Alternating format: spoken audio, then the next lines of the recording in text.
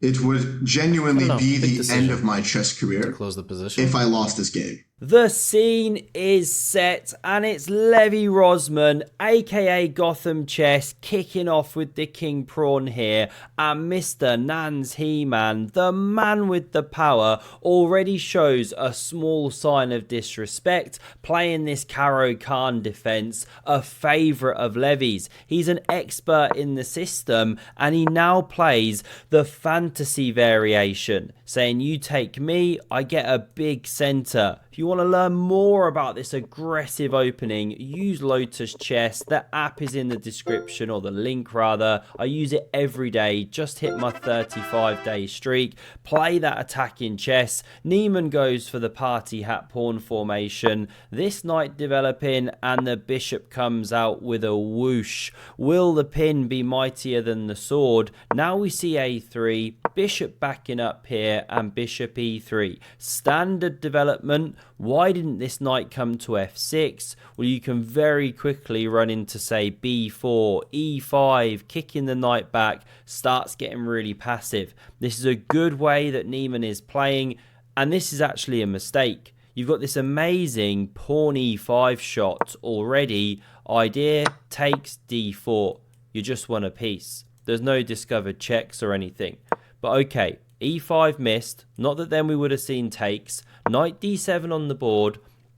Now this second pony develops here. Takes, giving white the big centre. But this is the point. You immediately fight back against it. And you can't push on past. Black just wins a pawn. There's a pin here, of course. And the b4 stuff never working. So we see castles from both sides. You still can't go pawn d5. The pawn becomes too weak after knight f6. So bishop c4 was played, now opening the eyes of the queen, and Niemann should take this pawn. He rotates the knight round to g6, but bang, it allows Levy to now glide on past this e-pawn, gain some space there. We see bishop b6, queen d3 apparently best, but this played very natural. It allows this super weird queen g5 move, saying you take here, I take your queen. You can't take the queen, you're in a pin. Really, really kooky computer lines. This was played, however, and king h1 is best. Prophylactic, stepping off the diagonal, but h3 on the board from Levy. Big mistake, but only if you find knight takes on e4. Absolutely wild tactic. This is how the line goes, and you're winning a piece.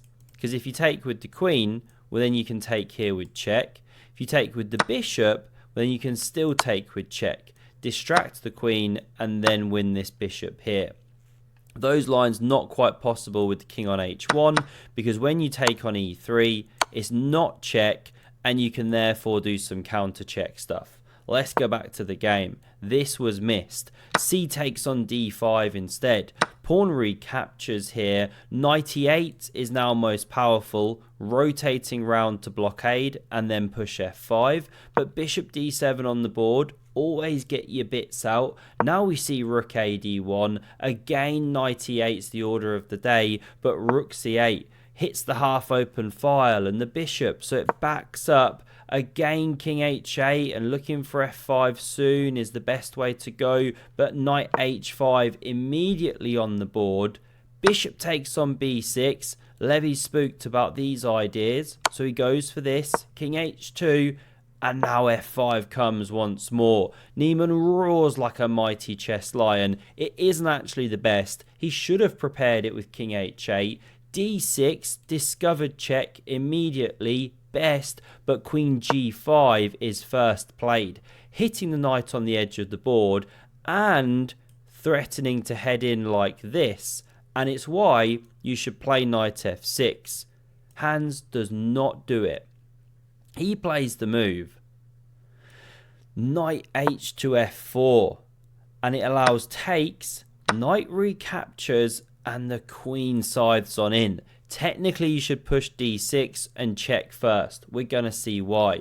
The immediate queen e7 is played. Double attack, not as precise, without pawn d6 inserted, because now the queen has access to slide and threaten mate. So say you now push d6 check, king goes, rook f2 to cover the mate, but now you can go queen e8. And you're just holding everything together, not actually losing material, but white remains better. Some kind of line like this with the C and the D pawn running. It's still a monster in the heart of the black position. Niemann misses this move though. He plays rook c to d8, and it is understandable because it sets up one of the most overpowered sites in chess, the rook tangle. We once again enter that parallel universe where Hans and Hikaru are the best of friends.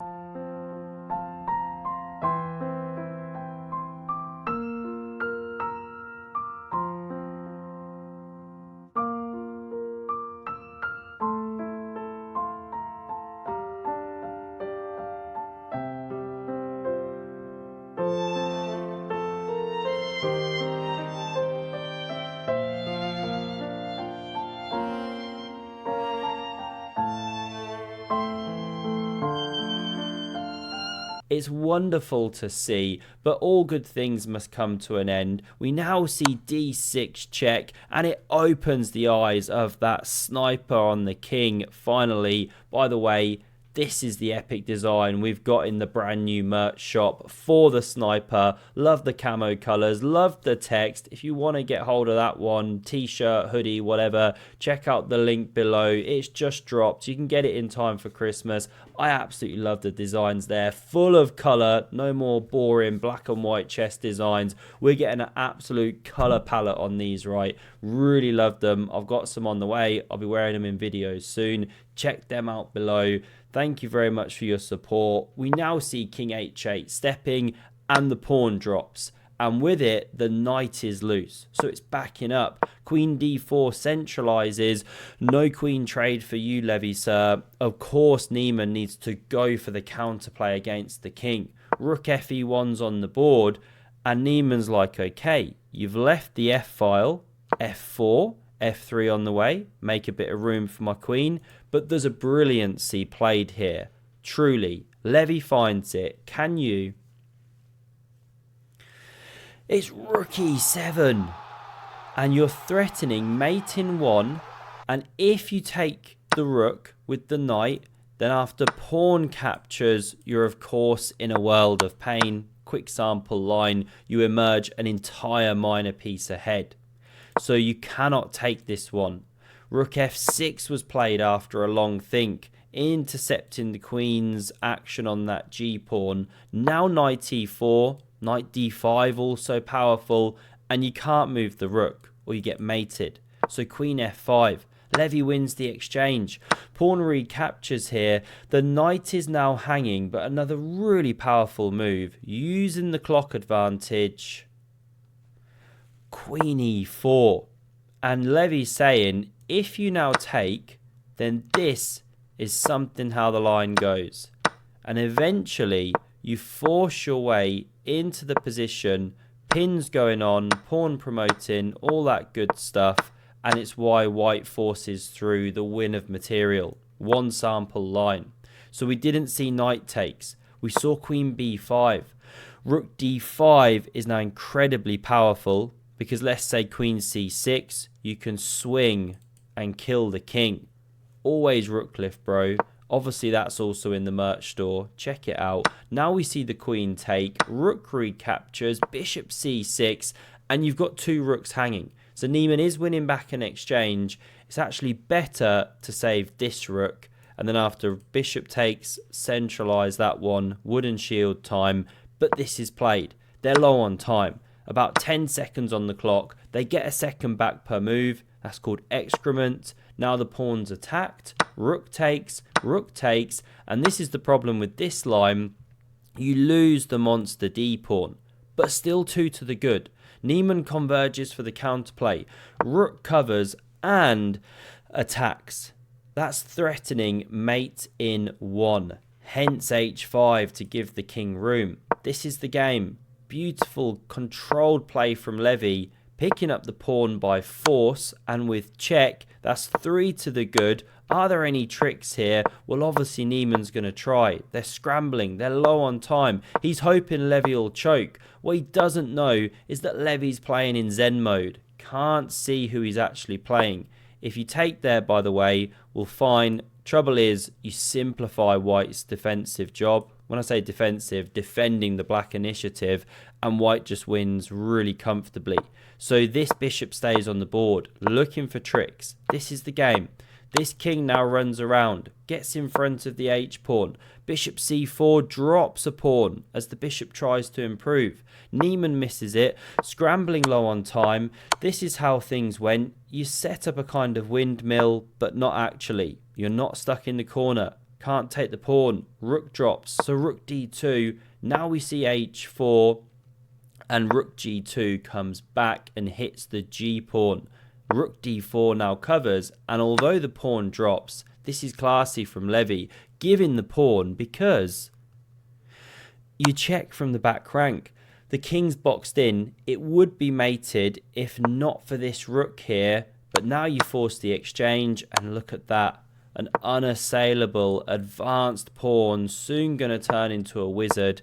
Now we see the pawn structure cemented on the queen side, and after king c5, Hans Niemann resigns.